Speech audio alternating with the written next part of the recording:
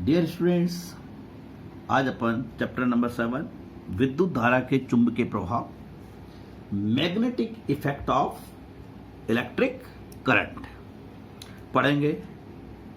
बहुत important topic है, बहुत इम्पोर्टेंट चैप्टर है और इसमें चैप्टर में बहुत सारे नियम आपको पढ़ने के लिए मिलेंगे।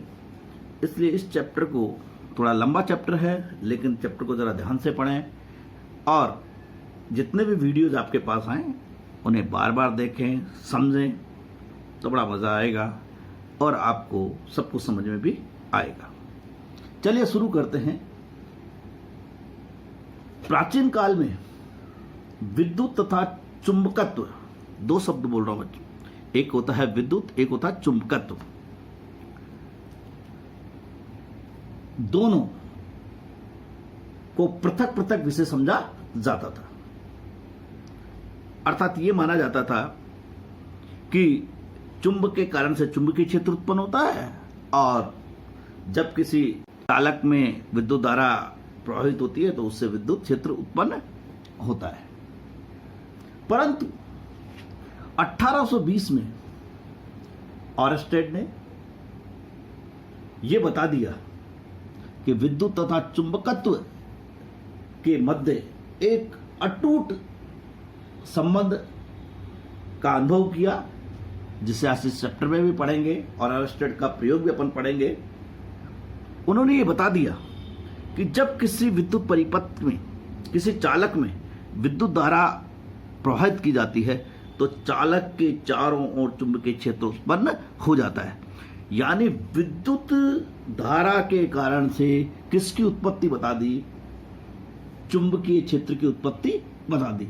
अर्थात विद्युत तथा चुंबकत्व के मध्य एक अद्भुत, एक अटूट संबंध को उन्होंने क्या किया? अनुभव किया। इसके बाद एम्पियर तथा फैराडे ने भी पाया कि गतिशील आवेश चुंबकीय क्षेत्र तथा गतिशील चुंबक विद्युत धारा को क्या करता है? उत्पन्न करता है।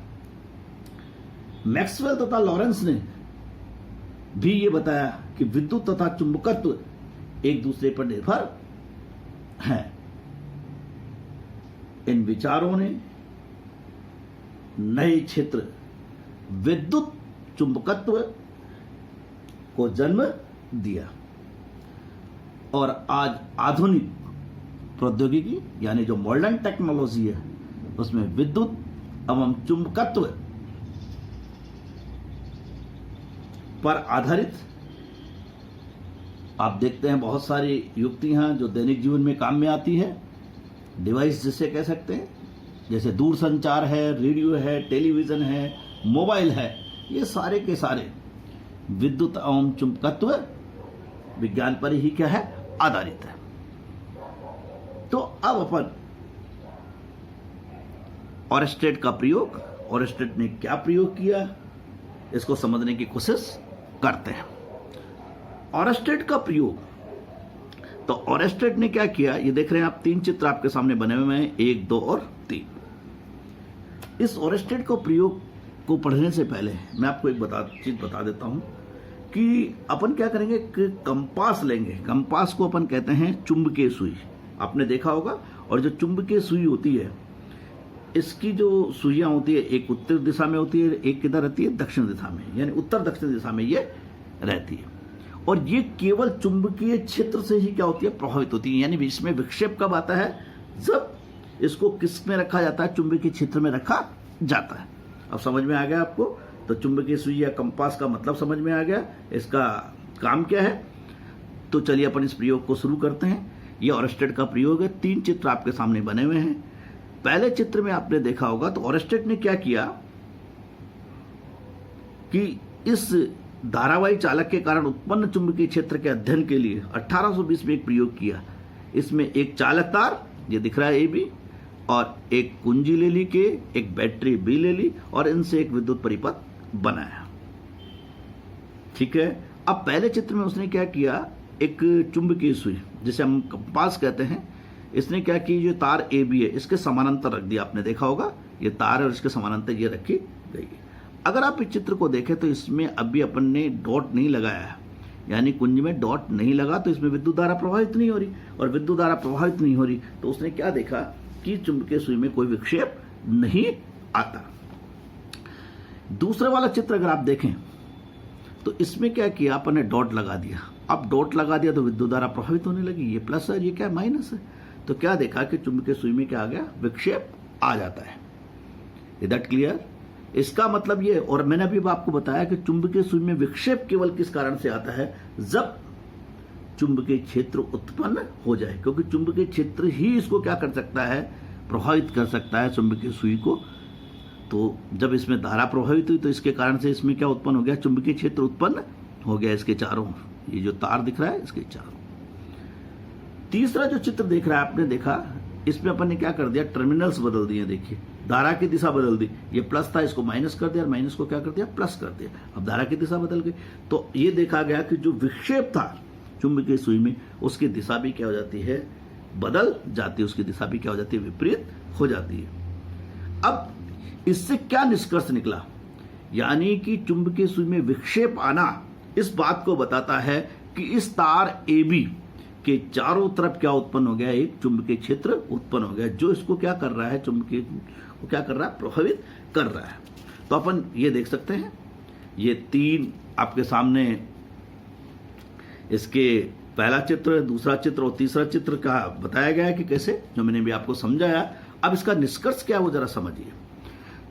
इससे ऑरस्टेड के प्रयोग से एक बात आपको समझ में आ गई कि किसी चालक तार में विद्युत धारा, चालक तार कौन सा आपका, AB, ये देखिए ये कौन सा तार है आपका, ये चालक तार है AB, इसमें विद्युत धारा प्रवाहित करते हैं तो इसके चारों तरफ क्या उत्पन्न हो जाता है, चुंबकीय क्षेत्र।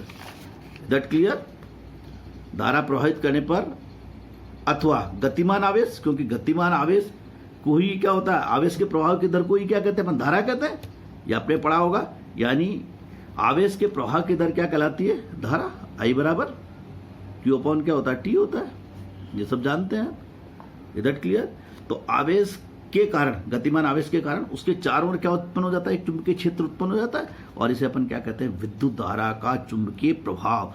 यानी किसके कारण से, विद्युत धारा के कारण से क्या उत्पन्न हो गया, चुंबकीय क्षेत्र, इसलिए क्या कहेंगे, विद्युत धारा का चुंबकीय प्रभाव। समझ में आ गया आपको? अब इस प्रयोग के क्या क्या निष्कर्ष थे जरा देख लेते हैं। पहला आपने देखा होगा, चालक में विद्युत धारा प्रवाहित करने पर उसके चारों ओर क्या उत्पन्न हो जाता है, एक चुंबकीय क्षेत्र उत्पन्न हो जाता है, ये मैंने आपको बताया। ये जो चुंबकीय क्षेत्र, यानी जो आपने देखा होगा, ये देखिए ये विक्षेप है। ये विक्षेप किस बात पर निर्भर करता है, जैसे जैसे आप धारा की तीव्रता यानी धारा का मान बढ़ाएंगे इसमें, तो आप देखेंगे कि इसमें विक्षेप का मान भी क्या होता जाता है, बढ़ता जाता है, यानी ये तेजी से क्या होने लगती है, विक्षेपित होने लगती है। ठीक है। तीसरा क्या है, चालक में विद्युत धारा की दिशा बदलने पर सुई की दिशा बदल जाती है। आप देखिए विद्युत धारा इधर आ रही है, इसकी दिशा, तो इसका डायरेक्शन इधर है, और जब आपने इसकी दिशा बदल दी तो इसका डायरेक्शन क्या हो गया, बदल गया।